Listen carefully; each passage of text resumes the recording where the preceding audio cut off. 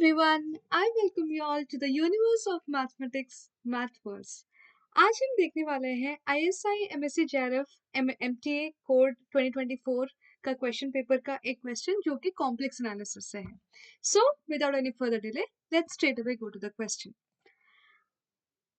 हमारे पास अभी जो क्वेश्चन है वो उसमें ये गिवन है that f is a mapping from C to C जो कि एक एंटायर फंक्शन है. Along with that हमें फंक्शन पर कुछ कंडीशंस गिवन है. Let us see what are those conditions. पहला कंडीशन है f of z plus 1 is equals to f of z plus 1 and second condition है f of z plus I is equals to f of z plus I and this holds true for all z belongs to C. And what is our claim?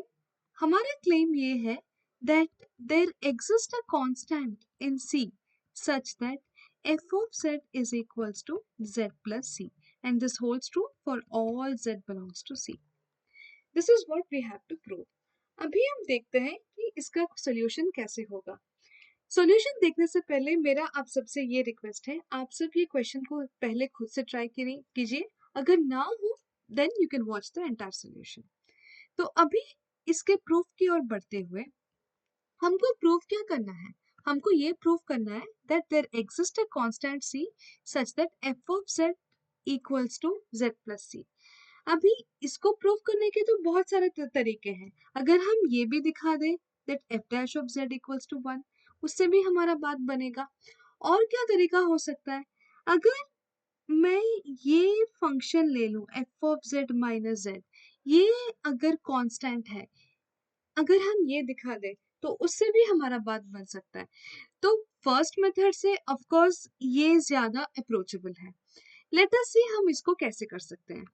अभी हम एक function g define कर रहे हैं which is a mapping from c to c such that g of z is equals to f of z minus of z. ऐसे हमारा function g defined है. अभी हमारा फंक्शन f ये एक एंटायर फंक्शन है, z भी एक एंटायर फंक्शन है and the difference of two entire functions is an entire function.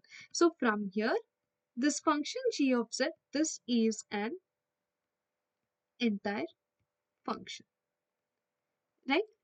Now we will come to the conditions. हमको क्या conditions given है that f of z plus 1 equals to f of z plus 1 and f of z plus I equals to f of z plus I. So यहाँ से मैं अगर g of z plus 1 ये अगर find करने का कोशिश करूं तो मुझे क्या मिलेगा. This is nothing but f of z plus 1 minus of z plus 1 because our function g of z was f of z minus of z, right? From here what can I say.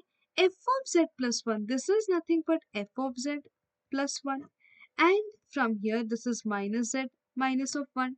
1 तो cancel हो गया and हमारे पास बचा क्या f of z minus z. यही तो है हमारा function g of z, right? तो हमारा फंक्शन यहाँ पर g of z आ गया.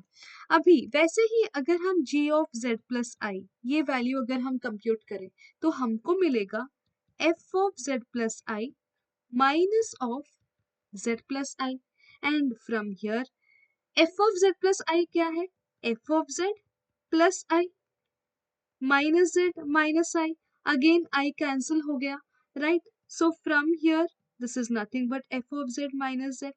This is equals to the function g of z again. So here we got that for all z belongs to C, we have g of z plus 1 equals to g of z and g of z plus I is equals to g of z, right? तो इसका मतलब क्या हुआ. What does this imply?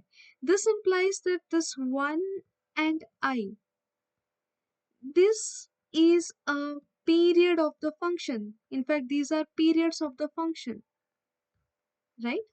These are periods of the function g of z, right? And we know a very well known theorem, एक बहुत ही well known theorem है complex analysis में. What does this theorem state कि अगर हमारे पास कोई भी एक एंटायर फंक्शन है एंड वो डबली पीरियोडिक है, मतलब उसके पास अगर W1 एंड W2 अगर ऐसे पीरियड्स हैं such that W1 by W2 अगर R का एलिमेंट नहीं है, in that case this function f is a constant function. ये हमारा थ्योरम है। अगर आप इस थ्योरम का प्रूफ चाहते हैं तो वो हम इस डिस्क्रिप्शन में वो लिंक डाल देंगे। ओके, सो यहाँ पर अभी जो पीरियड्स है वो 1 एंड i है। 1 by I, this is equals to minus I, this is not an element of R, right? Whereas this function g of z is an entire function. So from here what can I say? That the function g of z is a constant function, right? So from here there exists c belongs to c such that g of z is equals to c for all z belongs to c. So from here what can we say? That g of z क्या है हमारा? f of z minus z है, this is equals to c for all z belongs to c. So from here it is proven that there exists a constant c such that f of z equals to z plus c for all z belongs to c. This is what we have proved, right? तो यहाँ पर इस theorem का main application है that एक entire डबली periodic function जो है वो हमेशा कांस्टेंट होगा। I hope you all enjoyed this solution, and अगर आप इस स्टेटमेंट का प्रूफ चाहते हैं you can quickly click the link below and go to it and explore the proof of it. Thank you everyone.